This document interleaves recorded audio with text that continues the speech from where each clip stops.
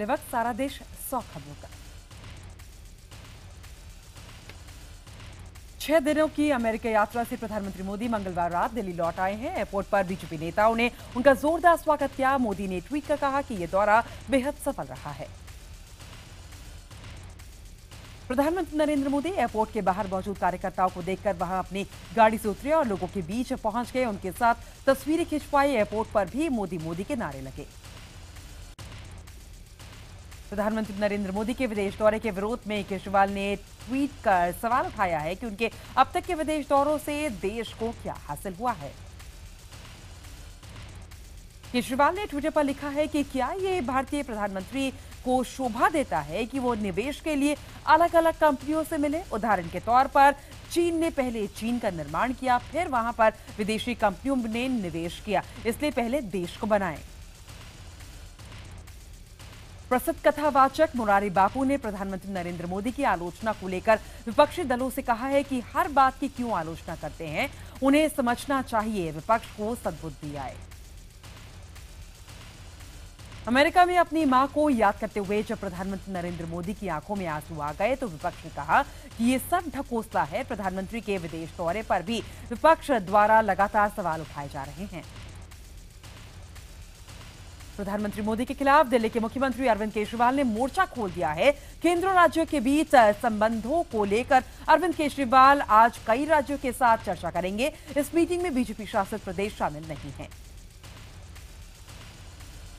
और इस बैठक में बंगाल की मुख्यमंत्री ममता बनर्जी, त्रिपुरा के सीएम मानिक सरकार ने हिस्सा लेने की हामी भर दी है, जबकि बिहार के सीएम नीतीश कुमार चुनाव की वजह से आने में असमर्थता जताई है। उन्होंने वो वीडियो संदेश भेजेंगे। इस बैठक के लिए माकपा के महासचिव सीताराम येचुरी सहित दूसरे राज्यों के मुख्यमंत्री और दूसरी राजनीतिक पार्टियों के नेताओं को आमंत्रित किया गया है। ये बैठक दिल्ली के इंपीरियल होटल में होगी। फंड की कमी से परेशान कांग्रेस ने अपने सांसदों से 1 महीने का वेतन पार्टी फंड में जमा करने के लिए कहा है। और यही नहीं, पार्टी ने पूर्व सांसदों और विधायकों से भी 1-1 लाख रुपए चंदा मांगा है।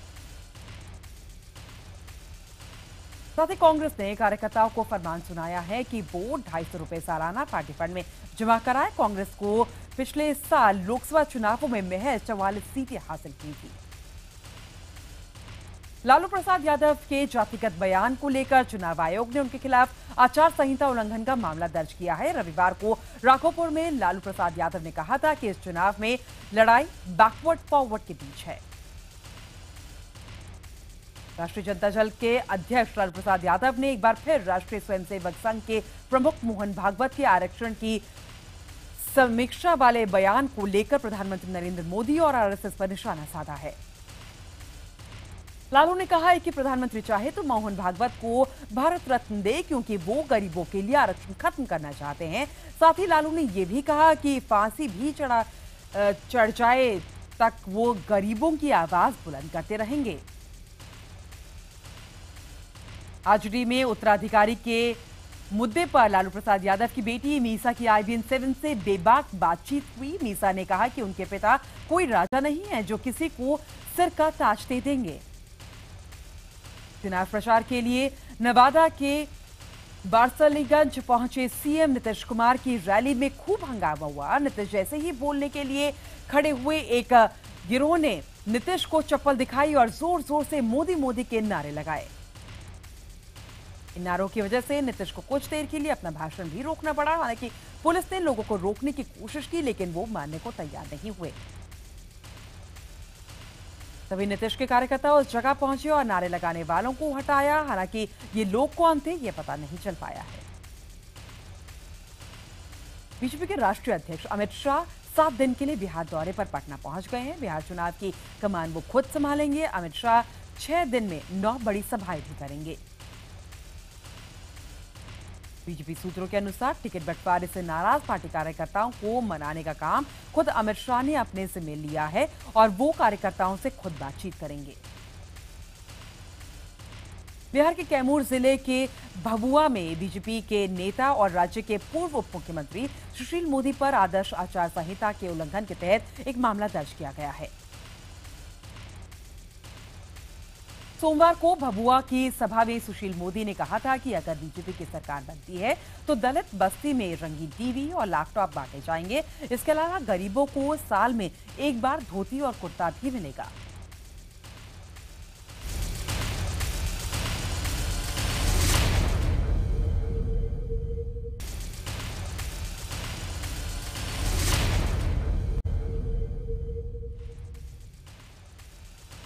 आज मुंबई की स्पेशल नुकों का कोर्ट 11 जुलाई 2006 को मुंबई की लोकल ट्रेनों में हुए सीरियल बम धमाके मामले में दोषी करार दिए गए 12 लोगों की सजा पर फैसला सुनाने वाली है। 2 हफ्ते पहले कोर्ट ने इस मामले में 13 आरोपियों में से एक आरोपी को बरी करते हुए 12 आरोपियों को दोषी ठहराया था। सजा को लेकर दोनों पक्षों के बीच बहस पूरी हो चुकी है। सरकारी पक्ष ने 12 में से 8 दोषियों को सजाए मौत देने की मांग की है। गौरतलब है कि 11 जुलाई 2006 को शाम के वक्त मुंबई के वेस्टर्न लाइन की लोकल ट्रेन में 7 सिलसिलेवार धमाके हुए थे, जिनमें 188 लोगों की जान चली गई थी। आज देश में निर्मित सबसे बड़े जंगी जहाज आईएनएस कोची को नौसेना के बेड़े में शामिल किया जाएगा। रक्षा मंत्री मनोहर पर्रिकर मुंबई स्थित नौसेना के डॉकयार्ड से इसको नौसेना के बेड़े में शामिल करेगी। महासागर का महावीर यानी कि आईएनएस कोची नौसेना के तरकश का सबसे नया और सबसे घातक हथियार होगा। 3D रडार प्रणाली से लैस बेहद उन्नत युद्धपोत आईएनएस कोची की ताकत है इसकी हथियार प्रणाली और मिसाइल। इसमें सुपरसोनिक ब्रह्मोस भी तैनात है, जिसकी बदौलत नौसेना समुद्र में कहीं भी आईएनएस कोची को खड़ा कर 300 किलोमीटर के दायरे तक दुश्मन को नेस्तनाबूद कर सकती है। भारत और रूस के साझा प्रोजेक्ट के तहत तैयार ब्रह्मोस मिसाइल इजरायली तकनीक वाली जमीन से हवा में मार करने वाली मिसाइल और बोम माउंटेड सोनार प्रणाली पर आधारित पनडुब्बी रोधी तारपोद इसके सबसे बड़े हथियार हैं। आईएनएस कोची को ऐसे बनाया गया है कि यह दुश्मन रडार पर छोटी नौका जैसे दिखता है। इस युद्धपोत में 7% ज्यादा सिस्टम स्वदेशी प्रणाली और तकनीक पर आधारित है।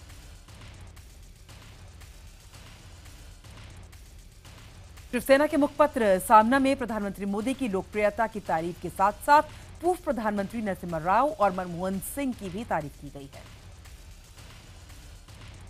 सामना में लिखा है कि प्रधानमंत्री मोदी भले ही बहुत लोकप्रिय हों, लेकिन सही मायने में मनमोहन सिंह और नरसिम्हा राव ने आर्थिक तरक्की की नींव रखी।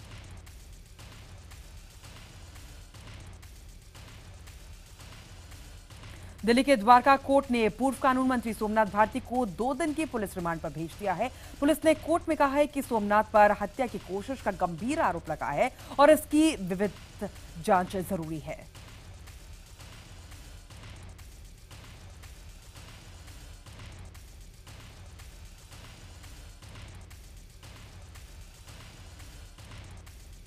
आम आदमी पार्टी के नेता और प्रवक्ता ने सोमनाथ भारती का बचाव करते हुए कहा है कि पुलिस कस्टडी से साबित नहीं होता कि सोमनाथ भारती दोषी हैं। उन्होंने कहा कि अदालत में सब साफ हो जाएगा। बीजेपी नेता और महाराष्ट्र के राजस्व मंत्री एकनाथ खड़से ने ओवैसी की पार्टी की तुलना सनातन संस्था से की है। उन्होंने कहा है कि अगर बिना सबूत के इस संस्था को बंद किया जाता है तो AIMIM को भी बंद किया जाना चाहिए। उधर ओवैसी खड़से के बयान पर ओवैसी ने कहा है कि हमारी लड़ाई संविधान में अल्पसंख्यकों को मिले अधिकार को लेकर है और हम 2020 में भी भारत को हिंदू राष्ट्र नहीं बनने देंगे। पूर्व बीजेपी सांसद महंत अवैधनाथ को याद में केंद्र सरकार डाक टिकट जारी करेगी। अवैधनाथ की पहली पुण्यतिथि के अवसर पर यह डाक टिकट जारी किया जाएगा। आपको बता दें कि दिवंगत अवैधनाथ ने अयोध्या राम मंदिर आंदोलन में अहम भूमिका निभाई थी। वो गोरखपुर के वर्तमान बीजेपी सांसद योगी आदित्यनाथ के गुरु हैं। सरकार के इस फैसले पर बीजेपी सांसद योगी आदित्यनाथ ने कहा है कि उनके योगदान के चलते उनके नाम पर डाक टिकट जारी करने की मांग की गई है। वहीं आरजेडी नेता मनोज झा ने सरकार के इस फैसले पर सवाल खड़े कर दिए हैं। मध्य प्रदेश के रतलाम में वेतन नहीं बढ़ाए जाने से नाराज एक सहायक अध्यापक ने जहर खाकर खुदकुशी कर ली। मृतक के पास से मिली सुसाइड नोट में सीएम शिवराज ने तनख्वाह नहीं बढ़ाए जाने पर अपनी मर्जी से जान देने की बात लिखी हुई है। कांग्रेस ने इस घटना के बाद टीचरों के पक्ष में हाईकोर्ट जाने की धमकी दी है। आपको बता दें कि मध्य प्रदेश में शिक्षकों का पिछले 15 दिनों से प्रदेशव्यापी आंदोलन चल रहा है। राधे मां को बॉम्बे हाईकोर्ट से राहत मिल गई है। अदालत ने पुलिस ने पूछा है कि आखिर राधे मां पर दहेज की धाराएं क्यों लगाई गई, जबकि वो गुप्ता परिवार के सदस्य भी नहीं हैं। वहीं राधे मां को थाने में हर हफ्ते पेशी से भी छूट मिल गई है। आपको बता दें कि राधे मां पर उस परिवार की बहू ने दहेज उत्पीड़न का आरोप लगाया था, जिनके घर वो मुंबई में रहा करती थी। राधे मां ने डॉली बिंद्रा के आरोपों पर पलटवार करते हुए कहा है कि डॉली बिंद्रा उनकी जगह लेना चाहती थी और जब डॉली ने उन पर आरोप लगाते तो उनके मन में खुदकुशी का भी ख्याल आया। मुंबई से सटे पालघर में एक पिता ने अपनी 1.5 साल की बच्ची की जमीन पर पटक कर हत्या कर दी। 49 साल के तुषार संघवी ने अपनी पत्नी से झगड़ा करने के बाद गुस्से में बच्ची को जमीन पर पटक दिया। घर वाले जख्मी बच्ची को लेकर अस्पताल गए, लेकिन उससे बचाया नहीं जा सका। पुलिस ने आरोपी को गिरफ्तार कर उसके खिलाफ हत्या का मामला दर्ज कर लिया है। महाराष्ट्र में बड़े पैमाने पर पुलिस वालों का तबादला किया गया है। संजीव दयाल की जगह प्रवीण दीक्षित महाराष्ट्र के नए डीजीपी होंगे। इसके अलावा विजय कामले को एंटी करप्शन ब्यूरो का नया डायरेक्टर जनरल बनाया गया है। लालबाग के राजा के पंडाल में लड़की पिटाई मामले में 2 महिला पुलिसकर्मियों को सस्पेंड कर दिया गया है। पुलिस ने वीडियो के आधार पर यह कार्रवाई की है। वहीं महाराष्ट्र सरकार ने इस मामले में पुलिस को कड़ी फटकार लगाई है और आज रिपोर्ट देने के लिए भी कहा है। मारपीट के वीडियो वायरल होने से सीएम फडणवीस ने इस मामले का कार्रवाई करने के निर्देश दिए हैं। दिल्ली के मालवीय नगर में कुत्ते ने 8 साल की बच्ची पर हमला कर उसे बुरी तरीके से घायल कर दिया। बच्ची की हालत गंभीर बनी हुई है। फिलहाल कुत्ते का मालिक बच्ची का इलाज करा रहा है। पुलिस ने केस दर्ज कर जांच शुरू कर दी है। आगरा में 11 साल की एक लड़की की समाधि लेने की घोषणा से सनसनी मच गई है। स्थानीय लोग लड़की को देवी मान रहे हैं। सोमवार शाम इस लड़की को समाधि लेनी थी, जो कि प्रशासन की कोशिश से टल गई।